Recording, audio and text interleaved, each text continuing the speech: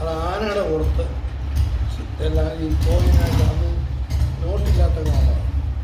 അവർക്ക് ആനയുണ്ടായിരുന്നു. ആനപ്പുറത്ത് കൊണ്ട് ചാക്കിൻ്റെ നാണയത്തുട്ടുകൾ കെട്ടി സ്ത്രീധനം കൊടുത്തു വിട്ടെ. കങ്ങര ആശുപത്രിയില്ലേ, അതെ, അതിൻ്റെ താഴ്വശത്ത് ബാബോരിക്കലെന്ന് പറഞ്ഞിരിക്കുന്നു. അതെ, അല്ല അന്ന് അത്രയാണ് കൊടുത്തത്. പക്ഷേ എൻ്റെ അപ്പന് 501 രൂപ കൊടുത്താണ് അമ്മച്ചി മാവളെ ഇങ്ങോട്ട് വരുന്നത്. അല്ല, മാളയല്ല, എൻ്റെ പെങ്ങളെ കെട്ടിച്ച മൂത്ത പെങ്ങളെ കോയിച്ചിട്ടുണ്ട്. ഓക്കെ, അപ്പച്ചനെ കെട്ടിക്കുന്നത്. ഇവിടുത്തെ അപ്പച്ചനുള്ള സമയത്താണ് ബേച്ചാനെ കെട്ടി ജന്മമ്മച്ചിയെ കെട്ടിച്ചു. ശരി. പിന്നെ അന്നേരം ഇവിടെ വലിയപ്പന കോയിച്ചോട്ടെ അപ്പച്ചൻ പുള്ളിക്കാരൻ 500 കുറച്ച് കെട്ടിക്കുക. അപ്പോൾ എൻ്റെ അപ്പൻ അത്രയും കൊടുക്കട്ടെ, ഇവരൊക്കെ ഇത്രയും കൊടുത്തുള്ളതെന്നൊക്കെ പറഞ്ഞെങ്കിൽ എൻ്റെ അമ്മ പറഞ്ഞു അതെല്ലാം അത്രയും കൊടുത്തെങ്കിലും കിട്ടിക്കണം. അത് നമുക്ക് പറ്റുന്ന അന്ന് എല്ലാവർക്കും വസ്തുക്കളാണ്, വസ്തുക്കളും വകയൊക്കെ ഉള്ളത്. അങ്ങനെ കെട്ടിച്ചാൽ അന്ന് 350 രൂപ കൊടുത്തപ്പോൾ 500 കൊടുത്താൽ എവിടെ കെട്ടിച്ചു. മനസ്സിലായി. അതാ പുള്ളിയെ പറ്റി പറയാൻ. അതുപോലെ എല്ലാവരോടും സ്നേഹമായിരുന്നു, അവരെ കരുതുന്നു, എല്ലാവരെയും കരുതുന്നു. ഒരു അനാവശ്യം അത് ഏകദേശം നിൻ്റെ അപ്പൻ്റെ വീട്ടിൽ തന്നെ പച്ചവെള്ളം ചാർത്താൻ സ്വഭാവം, ഒരുത്തരോടും മോഹമോടും സംസാരിക്കും. അത് തന്നെ നിൻ്റെ അപ്പനെ കിട്ടിയത്. നിൻ്റെ അപ്പൻ പഠിക്കാൻ ഏറ്റവും മിടുക്കനായിരുന്നു. അതുകൊണ്ട് ഒരു ക്ലാസ്സിൽ നോക്കാതെ SLC പാസ്സായി ഉടനെ തന്നെ പാസ്സായി റിസൾട്ട് അറിഞ്ഞ അന്ന് ഇവിടെ ഈ ഓർത്തഡോക്സ് പള്ളിയുടെ സ്കൂളുകാർ ആളുടെ എല്ലാം പറഞ്ഞു. അങ്ങനെ പറഞ്ഞ ഒരാൾ ലീവിൽ പോകുന്നുണ്ട്, 3 മാസത്തേക്ക് നാളെ അവരുടെ 10ാം ക്ലാസ് കഴിഞ്ഞു. 10ാം ക്ലാസ് ജയിച്ചത് 47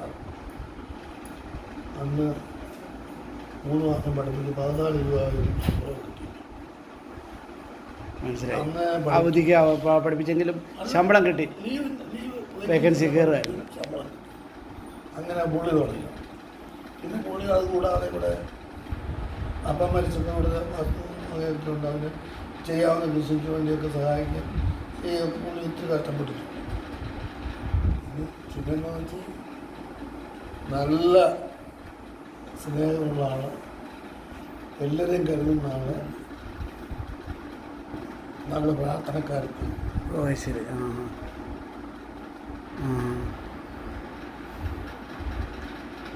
അതിൻ്റെ ഗുണം ആ മക്കളെ ഒത്തിരി അറിയാനുണ്ട്. അതെ, പക്ഷെ അമ്മച്ചി ഒരു നല്ല കാലമൊക്കെ കാണുകയും ചെയ്ത മക്കളൊക്കെ വിശാഖപട്ടണത്തായിരുന്നപ്പോഴൊക്കെ അവരൊക്കെ നല്ല അതൊക്കെ എനിക്ക് ഓർമ്മയുണ്ട്. സണ്ണി ആണെങ്കിലും സൗദി ഇപ്പോൾ വെച്ചു കൊടുക്കാൻ. അടുത്ത അപ്പച്ചനാണേലും ബിസിനസ്സിലാണേലും എപ്പോഴും അതെ ചന്തയിൽ ഒരുപാട് ചികിത്സിച്ച എല്ലാവരും വേണ്ടി ഒരുപാട്. അതെയോ? ശരി. ശരി. അമ്മ നമ്മുടെ എരുവേരിലുള്ള അല്ല കല്ലുപാറ. ഞാൻ കേട്ടിരുന്നു, അമ്മമ്മ അറിഞ്ഞിരുന്നു. ഈയിടയിൽ 2 പേരെ അടുപ്പിച്ച് മരിക്കുക. അതന്നെ. ശരി. ശരി. രാമനാഥൻ കൃഷ്ണന്റെ അമ്പയർ ചെയ്തിട്ടുള്ള ആളാണ്. ശരി. ഇപ്പോഴത്തെ ബാഡ്മിൻ്റൺ ടെന്നീസിൻ്റെ അമ്പയറിങ് ചെയ്തിട്ടുള്ള ആളാണ് പുള്ളി. ബഹ്റൈനിലെ ചാമ്പ്യനായിരുന്നു. ശരി. അതുകൊണ്ട് യൂറോപ്യൻ കമ്പനിയിൽ അത് യുക്കോ ബാങ്കിലുള്ളത് വേറെ അമ്മയുടെ. അപ്പോൾ ആ ആളെ ബഹ്റൈനിൽ 34 വർഷം ജോലി ചെയ്തു. ബ്രിട്ടീഷ് ഓയിൽ കമ്പനിയിൽ.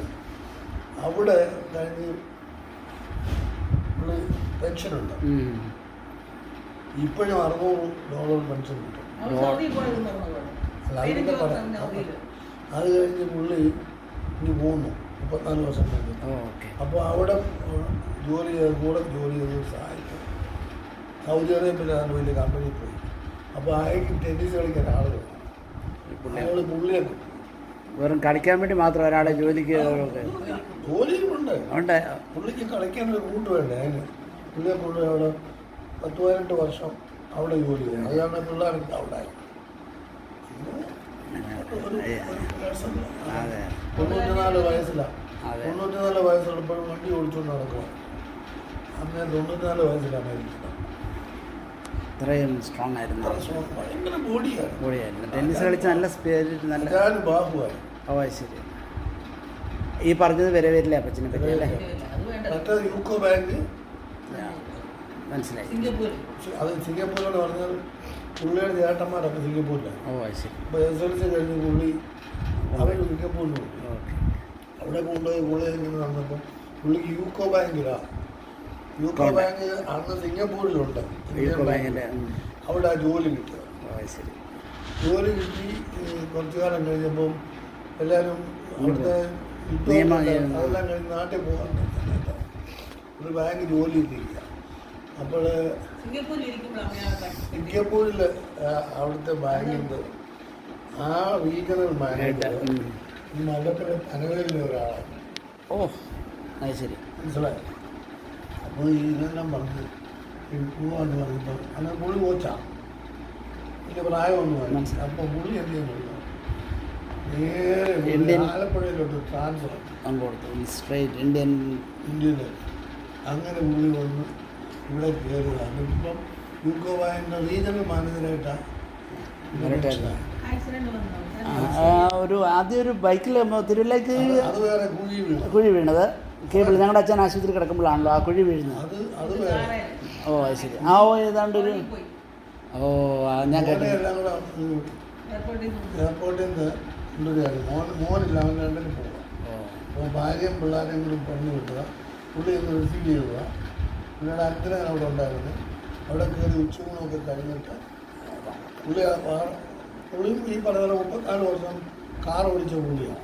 പക്ഷെ പുള്ളി ഉച്ചയ്ക്ക് ശേഷം ഊണും കഴിഞ്ഞ് ഓടിച്ച് പന്തളത്ത് വരെ വന്നപ്പോൾ പുള്ളി ഒന്ന് മയങ്ങി ഒരു കീപ്പറുമായിട്ട് കയറി വെച്ചു. അപ്പോൾ പുള്ളി സ്പോട്ടിൽ തന്നെ മരിച്ചു.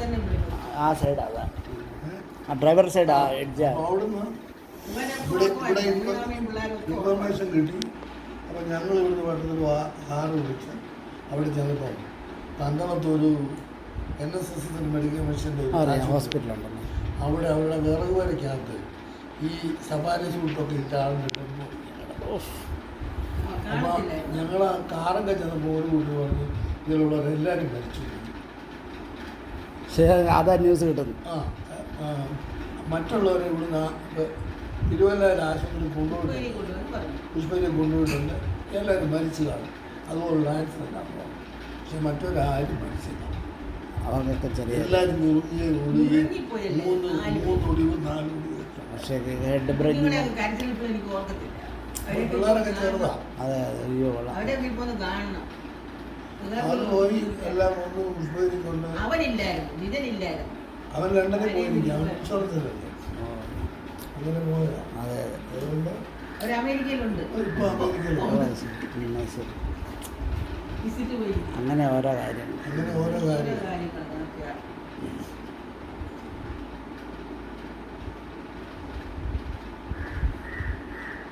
ജയിച്ചാൽ ഈ പിള്ളേരൊക്കെ ദുബൈക്കൊക്കെ കൊണ്ടുവന്നതിന് മുമ്പ് ചെറുപ്പത്തിൽ സഞ്ചരിച്ച ഏറ്റവും വലിയ ദൂരം എവിടെയായിരുന്നു? ബേച്ചാൻ തന്നെ കല്യാണം കഴിഞ്ഞു അല്ലേ അതിന് മുമ്പോ ഒക്കെ സഞ്ചരിച്ച ഏറ്റവും വലിയ ദൂരം? ഞാൻ ഏറ്റവും കൂടുതൽ കൽക്കട്ടയ്ക്ക് പോയി. ഓ കൽക്കട്ട YMCA 23 ദിവസം ഞാൻ താമസിച്ചു. ഓ എന്തിനാ പോയത്? അങ്ങനെ എൻ്റെ ബിസിനസ് സംബന്ധിച്ച് പോയി. ഓ ഓക്കെ. കൽക്കട്ട അന്ന് കൽക്കട്ടയിൽ ചെന്നിട്ട് തോന്നിയ എന്തെങ്കിലും വ്യത്യാസം? കേരളവും കൽക്കട്ടയായിട്ടൊക്കെ ഉള്ള വ്യത്യാസം ഒത്തിരി ബുദ്ധിമുട്ട്? കേരളം കൽക്കട്ടയായിട്ട് വളരെ സാമ്യമുണ്ട്. അതായത് അവിടുത്തെ ആൾക്കാർ കേരളക്കാർക്ക് ചോറും മീനും അറിയില്ല. ചോറും മീനും കിട്ടിയാൽ കുഴപ്പമില്ല. അതെ. അവർക്ക് ഓ അവർക്ക് വലിയ മീൻ പ്രിയക്കാരാണ്. ഓ അത് ശരി. ഇപ്പം കൽക്കട്ട പട്ടണത്തിൻ്റെ നടുക്കൂടാണ് ആന്ന് അതിൻ്റെ മുകളിലാണ് ഹൗറ ബ്രിഡ്ജ്. അന്നത്തെ വലിയ ഹോളിഡേയ്സിലെല്ലാം ഫാമിലിയായിട്ട് വന്നിട്ട് ഈ ചൂണ്ടയിടുക. ഓ ആറ്റിലെ മീനാ ഫ്രീയാ, നമുക്ക് ലൈസൻസ് ഒന്നും വേണ്ട. അതെ അതെ. അത് ഫാമിലിയായിട്ട് വന്ന് ചൂണ്ടയിട്ട് കിട്ടുന്ന ഉടനെ തന്നെ ഈ ഇങ്ങനെ ചട്ടിയിലിട്ട്. കൽക്കരി ഇട്ട് കത്തിക്കുന്ന ഒരു ആ അടുപ്പുണ്ട്.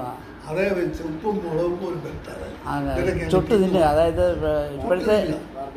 ഇപ്പോഴത്തെ ബാർബിക്യൂ ബേസിക്കലി. അതെ അതെ. ഇപ്പോൾ ചെതുമ്പലൊന്നും അധികം കളയണ്ട, ജസ്റ്റ് ഫ്രഷ് മീനെടുത്ത്. അത് കഴിഞ്ഞിട്ട് അവരിങ്ങനെ കയ്യിലെടുത്ത് അറബികളുടെ ആണോ, അറബികളുടെ സ്റ്റൈലാണ്. എനിക്ക് അവർ കാണാം. പിന്നെ ഞാൻ അവിടെ ചെന്ന് ആദ്യമായിട്ട് അവിടെ ചെന്ന് ഇറങ്ങി. അന്ന് ഈ ട്രെയിൻ ഒറ്റയ്ക്ക് ട്രെയിൻ ഇല്ലല്ലോ കൽക്കട്ടയ്ക്ക്. ട്രെയിനില്ല. പിന്നെ ഞാൻ മദ്രാസിൽ ചെന്ന് മദ്രാസിൽ നിന്ന് മാറണം, ഹൗഡ മെയിൽ. ഹൗറാമയിലൊക്കെ കയറണം. അപ്പം ഇടയ്ക്ക് ജോയിക്കുട്ടി അവിടെ ഉണ്ട്. അതുവഴി ആന്ധ്രാപ്രദേശ് വഴിയാണ് പോകുന്നത്. കറക്റ്റ് വാൾട്ടയർ വഴിയാണ്. അപ്പം ഞാൻ അവരെ വിളിച്ചു. ഞാനിങ്ങനെ വരുന്നു. ഇതൊരു 1960 അല്ലെ 65 അല്ലേ? ഇല്ല 61. 61 എൻ്റെ മുമ്പാണ് ഞാനുണ്ടായ. 61 ഞാനുണ്ടാകുന്നു. അവൻ റെയിൽവേ സ്റ്റേഷനിൽ വന്നു കണ്ടു പറഞ്ഞു. ഞാൻ പറഞ്ഞു തിരിച്ചു വരുമ്പോൾ ഞാൻ ഇവിടെ കയറാം. വാൾട്ടയറിൽ ഇറങ്ങാൻ പോയി അവിടെ താമസിച്ച കാര്യങ്ങളെല്ലാം മാവി. മാവി ഉണ്ടായിരുന്നു. അവരും മാവി കാൾടാക്സ് ഓയിൽ റിഫൈനറിയുടെ അക്കൗണ്ട്സ് മാനേജറാണ്. വലിയ പുള്ളിയാണ്. മനസ്സിലായി. മനസ്സിലായി. അവൻ ആ പുള്ളി ആ ജോയിക്കുട്ടിയെ കൊണ്ടുപോയത് പുള്ളിയാണ്. അവിടെ ചെന്നാൽ നമ്മളെ വിസിറ്റിൻ്റെ അവിടെ കൊണ്ടുപോകും കമ്പനി കാണിക്കാൻ. അപ്പം നമ്മൾ തലയിൽ സേഫ്റ്റി എല്ലാം വെച്ച് വേണം കയറി പോകാൻ. ഞാൻ വിസിറ്റിന് പോയപ്പോൾ 2 പ്രാവശ്യം എപ്പോഴും പുള്ളിയെ വഴിക്ക് വെച്ച് കണ്ടു. ഇതിനകത്ത് വെച്ച് ആരോടും പുള്ളി മിണ്ടേ ഒന്നും എടുക്കുകയില്ല. സ്വന്തക്കാരെന്നും പറയാം. അങ്ങനെയുള്ള ഇടപാടൊന്നും അവിടെ വലിയ പുള്ളിയാണ്. മനസ്സിലായി. അറിയാം. അപ്പോൾ ആ പുള്ളി താമസിക്കുന്നത് വാൾട്ടയർ പാർക്ക് എന്നും പറഞ്ഞ സ്ഥലമാണ്. 10 വീടേ അവിടെ. അവിടുത്തെ മാനേജർ മക്കോങ്കി എന്നും പറഞ്ഞൊരു സായിപ്പാണ്. അപ്പോൾ ഈ ബേ ഓഫ് ബംഗാൾ ഇങ്ങനെ വന്ന് തിര വന്ന് ഈ മുറ്റത്ത് വരും അല്ലേ? ബൗണ്ടറി ബോളിൽ അടിക്കുന്ന സ്ഥലത്തായി ഇവിടെ ഈ 10. അത് എക്സിക്യൂട്ടീവ് ബംഗ്ലോ. അപ്പോൾ ഇതേ ചേർന്ന ഈ സായിപ്പ് താമസിക്കും. സായിപ്പിന് ചെറുക്കനുണ്ട് 3-4 വയസ്സുണ്ട്. അതിനല്ല 5-6 വയസ്സ് കാണും. അവനെന്ത് ഞങ്ങളവിടെ ഉള്ളപ്പോൾ അപ്പോൾ അവിടെ ഈ അന്ന് AC ഒന്നും കണ്ടിട്ടില്ല. മുഴുവൻ സെൻട്രൽ AC-യാണ്. വീട് പോലും പുറത്തും പാതിലൊക്കെ എൻ്റെ കിടക്കാം. അതാണ്. എന്നിട്ട് ഈ ചെറുക്കൻ ഈ വീട് തന്നെ അപ്പുറത്തെ വീട് അവരോട് ചാടി. അവൻ താഴെ പോയി. അവൻ്റെ കാലിടിക്കും. ചത്തില്ല. അതൊക്കെ എൻ്റെ മനസ്സിലിരിപ്പുണ്ട്. ആ വിസിറ്റിന് എന്ന സമയത്താണ് ഇതെല്ലാം സംഭവിക്കുന്നത്. ആ സമയത്താണ്. അപ്പം ഞാൻ ആ വീട്ടിലാണ് താമസിച്ചത്. ജോയിക്കുട്ടിക്ക് അന്ന് വീടൊന്നുമില്ല. ജോയിക്കുട്ടി അവിടെ താമസിക്കുന്നത് ഡിപ്പെൻഡൻ്റ് ആയിട്ട്. അപ്പോൾ ഇവിടെ വലിയ ഇഷ്ടംപോലെ സൗകര്യങ്ങളുണ്ട്. ഞാൻ അവിടെ താമസിച്ചു. ഞാനിങ്ങനെ 5-6 ദിവസം കഴിഞ്ഞപ്പോൾ തിരിച്ചു പോകുന്നു.